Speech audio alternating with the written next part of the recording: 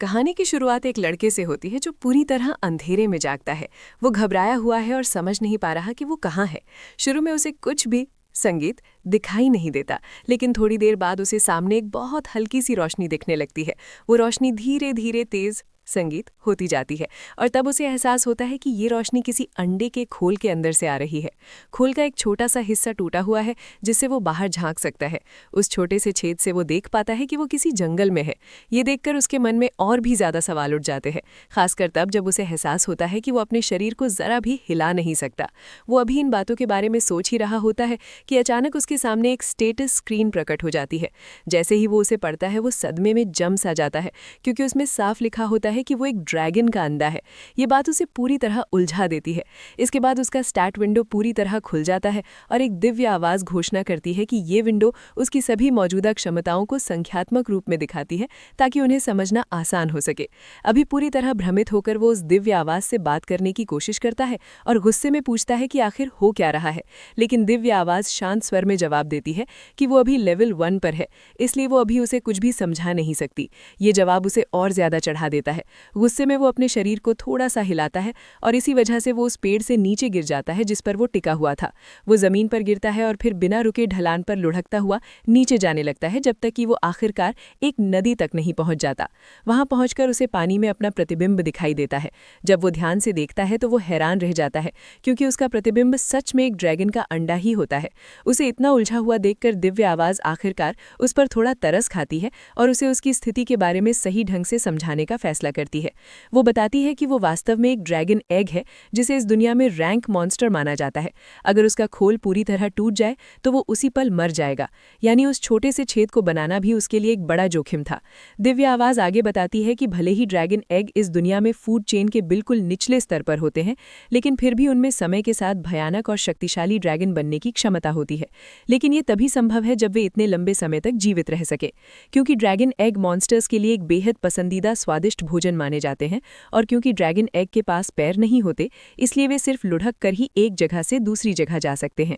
ये सब सुनने के बाद भी वो पूरी तरह नहीं समझ पाता कि उसके साथ आखिर हुआ क्या है। वो संगीत तय करता है कि एक ही जगह रुके रहना बहुत खतरनाक है, इसलिए वो पूरी ताकत से लुढ़कते हुए वहां से दूर जाने लगता है।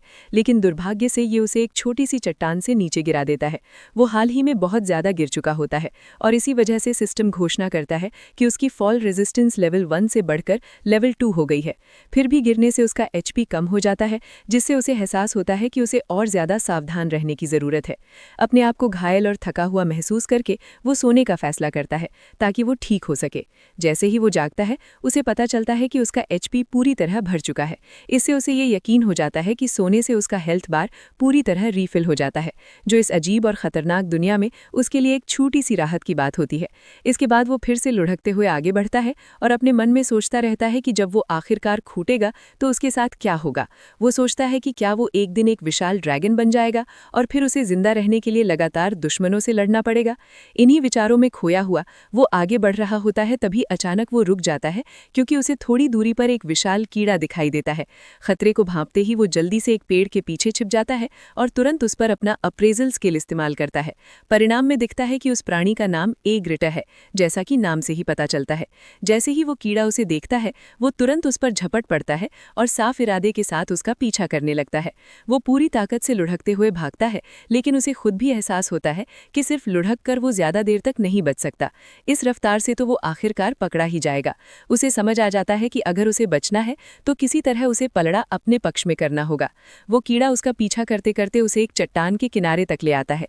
जैसे ही वो उसे पूरा निगलने के लिए छलांग लगाता है, वो आखिरी पल में संगीत पूरी ताकत लगाकर बच निकलता है। वो उस प्राणी से टकराता है और उसे धक्का देकर चट्टान से नीचे गिरा देता है। वो मॉन्स्टर नीचे लुढ़कता हुआ जाता है और तुरंत मर जाता है। ये उसकी जिंदगी की संगीत पहली जीत होती है। सिस्टम तुरंत घोषणा करता है कि उसे 12 एक्सपीरियंस पॉइंट्स मिले हैं और वो अब लेवल 5 पर पहुंच चुका है। संगीत इसके साथ ही उसके सारे स्टैट्स पूरी तरह मैक्स हो जाते हैं। इतना ही नहीं, उसने अब इवोल्यूशन की शर्तें भी पूरी कर ली होती है, जिससे उसे 2 विकल्प मिलते हैं, बेबी ड्रैगन या लिटिल ड्रैगन। क्योंकि उसे दोनों में असली फर्क नहीं पता होता, इसलिए सिस्टम उसे समझाता है है। लिटिल ड्रैगन को ड्रैगन की एक बोनी नस्ल बताया जाता है। हालांकि ये बाकी ड्रैगनों की तुलना में छोटा होता है, लेकिन पूरी तरह बड़ा होने पर भी इसका आकार एक भालू से बड़ा होता है और ये अपने शक्तिशाली फायर ब्रीथ अटैक के लिए जाना जाता है। वह बेबी ड्रैगन के बारे में सिस्टम बताता है कि वो लड़ाई के लिए ज्यादा उपयुक्त नहीं होता, क्योंकि उसके नाखून और दांत हाथ छोटे होते हैं, लेकिन उसके पास अपार संभावनाएं होती हैं और वो आगे चलकर ड्रैगन की कई अलग अलग प्रजातियों में विकसित हो सकता है।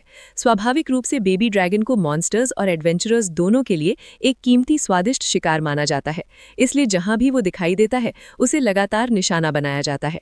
जैसा कि उम्मीद थी, वो लिटिल ड्रैगन को चुनता है क्योंकि जिंदा रहने के लिए ये साफ तौर पर ज्यादा सुरक्षित विकल्प होता है। लेकिन जैसे ही वो अपना फैसला करता है, दिव्य आवाज उसके चारों ओर अपनी बाहें फैला देती है और उससे कहती है कि वो खुद को सीमित न करे।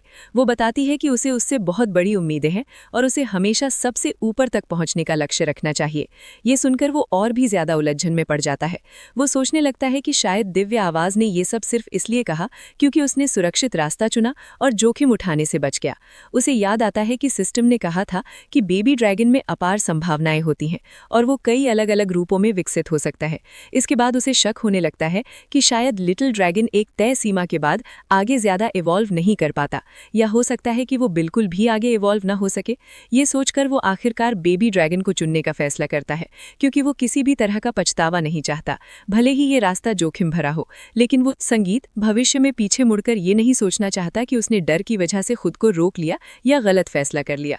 सिस्टम उसके फैसले को स्वीकार कर लेता है और उसकी इच्छा पूरी कर देता है।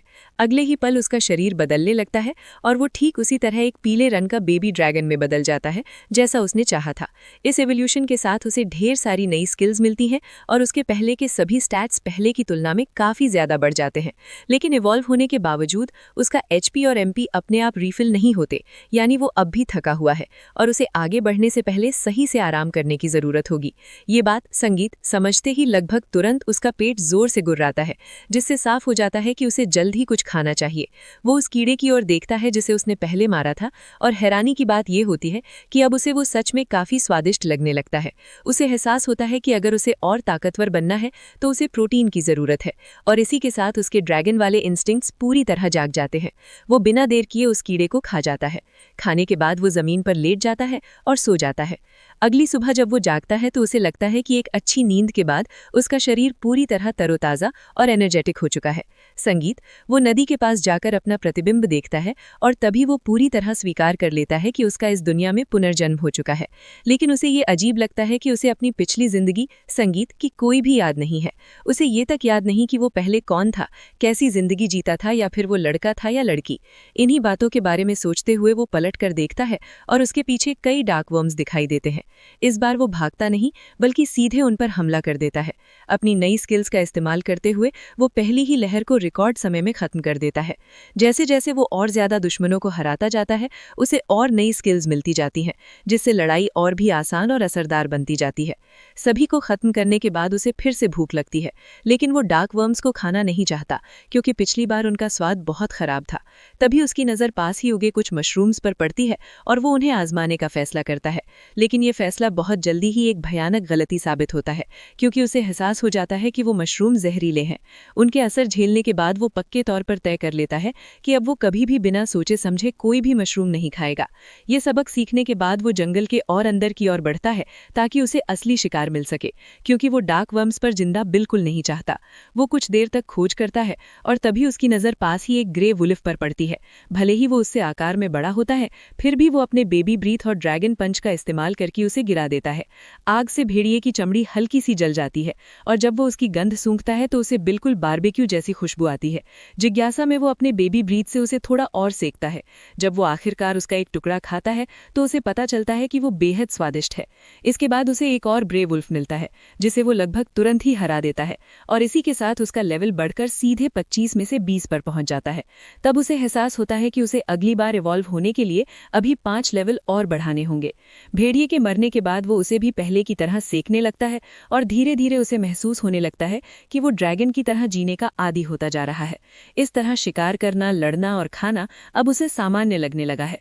फिर भी चाहे वो ताकतवर होता जा रहा हो, लेकिन सिर्फ दिव्य आवाज से ही बात कर पाना उसे बहुत अकेला और बोरिंग लगने लगता है। इसी वजह से वो मन ही मन चाहता है कि काश उसके पास भी कोई सच्चा दोस्त होता। उसकी ये इच्छा उम्मीद से कहीं ज्यादा जल्दी पूरी हो जाती है, क्योंकि थोड़ी ही देर बाद उसे दूर कहीं से आवाजें सुनाई देने लगती हैं। वो उनकी भाषा बिल्कुल नहीं समझ पाता, लेकिन फिर भी उसे राहत महसूस होती है, क्योंकि वो जान जाता है कि वे आवाजें इंसानों की है। वो जल्दी से पास के एक पेड़ के पीछे छिप जाता है और ध्यान से झांक कर देखता है। उसे कुछ एडवेंचरर्स का एक छोटा सा समूह उसकी ओर आता हुआ दिखाई देता है। शुरू में वो सोचता है कि वो खुद को दिखाकर उनसे बात करने की कोशिश करेगा, लेकिन फिर उसे याद आता है कि वो ड्रैगन है। इसी वजह से वो सोचता है कि कहीं वे उसे देखते ही उस पर हमला न कर दे।